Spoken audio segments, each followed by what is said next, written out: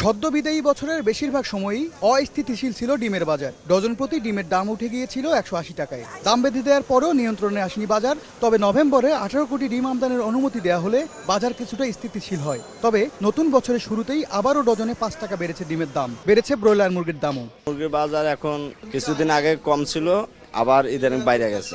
গত কয়েকদিন যাবৎ প্রচুর শীত, খামারেও অনেক মুরগি রোগবালাই দেখা দিচ্ছে, এই জন্য ডিমের প্রোডাক্টটা একটু কম আসতেছে। কয়েকদিন আগে বেচছি 130-35, আজকে বেচতেছি 40 টাকা।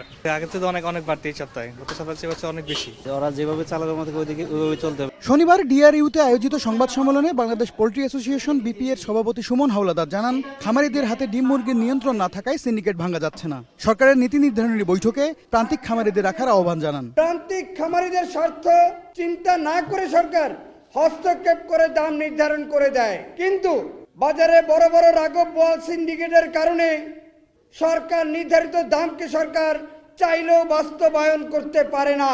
গ্রুপ ও প্রান্তিক খামারিদের উৎপাদন খরচের বৈষম্য দূর করুন। বিশ্ববাজারে ফিডের দাম কমলেও দেশের বাজারে না কমায় মুরগির দামে প্রভাব পড়ছে। ডিম মুরগির বাজারে অস্থিরতার জন্য এই সিন্ডিকেটকে যতদিন লাগাম টানানো যাবে ততদিন কিন্তু বাংলাদেশের বাজারে ডিম মুরগির স্বস্তি আসবে না। সিন্ডিকেটের হাত থেকে প্রান্তিক খামারিদের টিকিয়ে রাখতে সরকারের কাছে 10 দফা দাবি তুলে ধরা হয় সংবাদ সম্মেলনে। এম এস আরিফিন, সময় সংবাদ, ঢাকা।